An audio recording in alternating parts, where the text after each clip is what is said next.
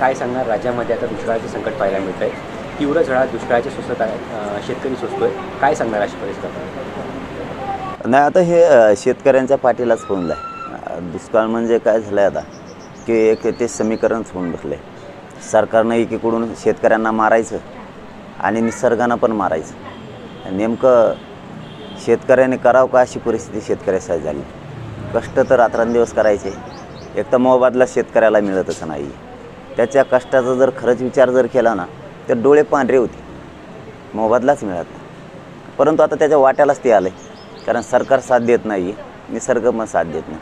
किमान आता निसर्गाने नाही दिलं तर सरकारनं तरी शेतकऱ्याला पाठबळ द्यायला पाहिजे, त्याची कर्जमाफी केली पाहिजे, पाण्याचे त्यांना तातडीने व्यवस्था केली पाहिजे, जनावरांना चारा नाही ते केला पाहिजे. पण आता करत नाही, याला आपण तरी काय करावं.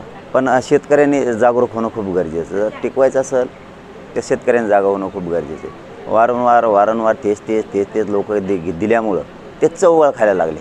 म्हणजे नाही का, एखाद्या माणसाचं आपलं पटत नाही आणि आपण जर पटत नसून वारंवार त्याच्याकडे जर गेलो तर ते आपली चव ओळखीतं, कारण त्याला वाटतं याचं आपल्याशिवाय धकत नाही. तर शेतकऱ्यांनी खूप शहाणं होणं गरजेचं आहे त्यांच्या हितासाठी. मी काय माझ्या हितासाठी बोलत नाही, कारण मी बी शेतकऱ्याचं पोरग आहे. आम्ही त्यातून आलोत, आम्हाला माहिती आहे, आजही आम्ही शेती करतो आहे.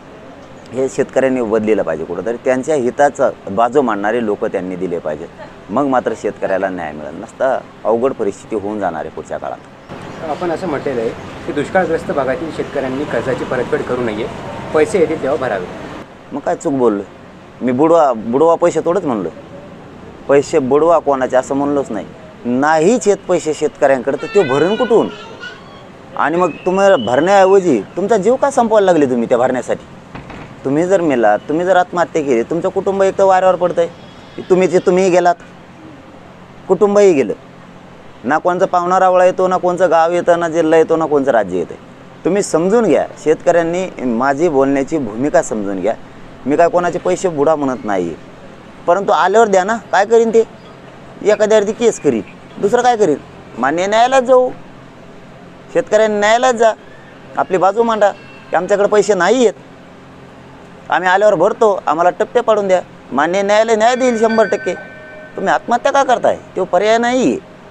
मी तळतळ ही सांगतोय की आम्ही मागचे कुटुंब बघितलेत आत्महत्या झालेली, इतके हाल आहेत. त्यांच्या लेकरांचे शिक्षण सुटले तेव्हापासून, ना त्यांच्या शेतीत काम करायला कोणी राहिलं. जो त्रास आहे तो पुन्हा तोच व्हायला लागला. त्यामुळे आत्महत्या पर्याय नाही. आणि शेतकऱ्याची किंमत बघा, सरकार किती करतं. 1-1.5 लाख रुपये देते त्यांना. ही किंमत आहे माझ्या शेतकऱ्याची.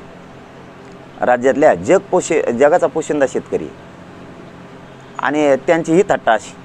त्यापेक्षा माझं म्हणणं असं आहे की तुम्ही शेतकऱ्यांनी आत्महत्या नका करू, अजिबात करायचं नाही. कोणी काय संबंध आहे कोण आत्महत्या करायचं? येते तेव्हा देऊ, काय करत नाही कोण. काय भ्यायचं? मरणापेक्षा मोठं काय आहे? त्यापेक्षा मरायचंच नाही. येते तेव्हा भरायचे. आपण बुडवायचं कुठं म्हणतो? आल्यावर भरू. त्याला आल्यावर सांगायचं आल्यावर भरू. दादा, तुम्ही असंही म्हणाले की न्यायाधीशांकडे आपण म्हणजे तुम्ही स्वतः एक परिस्थिती काय ती मांडणार आहे? नाही, मी नाही.